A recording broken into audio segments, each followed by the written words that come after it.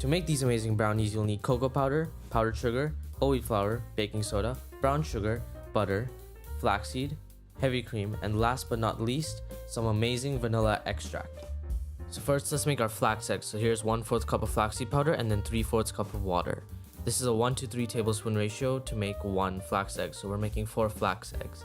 And then we're just gonna mix this right all up and until it basically combines. And then we're just gonna keep it aside to rest for 15 minutes as it thickens. Get a separate bowl, and to that we're gonna add 1 cup of whole wheat flour. To that whole wheat flour we're gonna add 3 tablespoons of melted butter. Now we're gonna mix in that melted butter, and what that's gonna do is all the fats in the butter is gonna cover up the whole wheat flour. And that's gonna stop the gluten development, and that's gonna allow us to get that fudgy, chewy texture that everybody wants in their brownies. And also, this whole thing is gonna look like it was filmed in Gotham City because my kitchen is black. That's great. Okay, so next we're gonna sieve in 1/2 cup of cocoa powder. Fun fact, the first known printed record of a brownie recipe didn't have chocolate in it. Imagine that, a brownie without chocolate. So next we're gonna put in about 1 teaspoon of baking soda. I didn't measure because I'm an expert at this, but please measure this. Next I'm gonna add 3/4 cup of brown sugar and 1/2 cup of powdered sugar. Why powdered sugar? It has cornstarch in it, so it'll help the texture of the brownie get better basically. So I'm gonna whisk in all of this stuff, just whisk it nice, make sure it's all combined. And then we're gonna melt some butter. It's about half a cup of butter. I'm gonna add this to our dry mix. The pan was very hot, so that's why it took so long for me to put this in. My hand couldn't take it. Okay, so next I'm just gonna add in our flaxseed egg mixture. It should be about that kind of whipped egg consistency. And I'm gonna whisk everything together, with my tiny whisk. Later I switched to a rubber spatula because it's easier to use, so I recommend using that.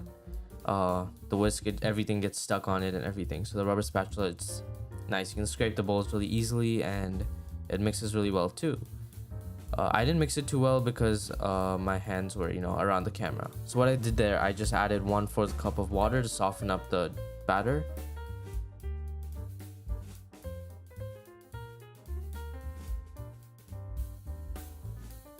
There you can see that's about the consistency it should be. Not too thick, not too runny, basically. I'm gonna grease a 6x6 inch I think baking pan. I'm not sure how big this is, sorry. I'm just gonna put it in the pan.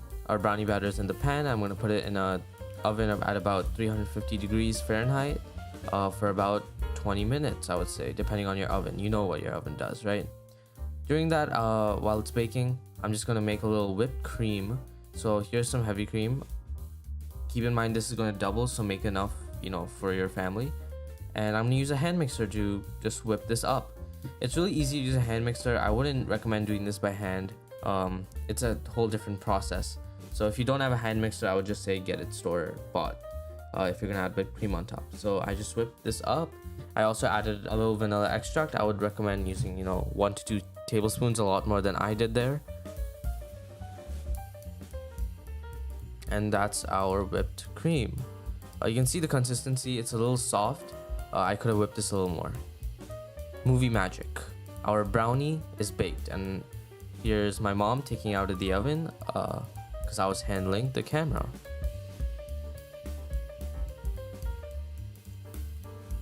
And there is our amazing brownie. I mean, we baked this in 30 minutes, 20 minutes?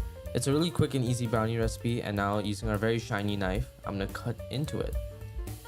You can't tell from the audio probably, but it's a very crackly, crunchy, crisp top for a brownie, which is exactly what you want, especially in an eggless brownie. I was really surprised when this actually came out this great. There you can see it a little better. I'm gonna take this out because we're gonna plate the brownie, but first, I wanna show you the amazing inside of that brownie. So there it is. You can see that fudge inside, that melted chocolate kind of thing. That's what's gonna make your brownie really chewy, fudgy, chocolatey. So I'm just gonna put it on a plate, and these brownies taste just as good by themselves. December 8th, National Brownie Day, is a great day to have them.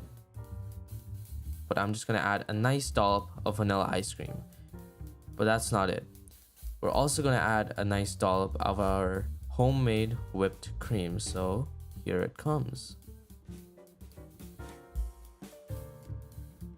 And finally, I'm just gonna add a drizzle of chocolate sauce right on top.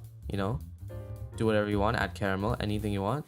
And there is our luscious, creamy, yummy, chewy, amazing, sweet, bitter, chocolatey brownie.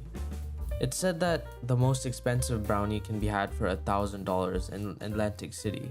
Would you pay $1,000 for this amazing homemade brownie?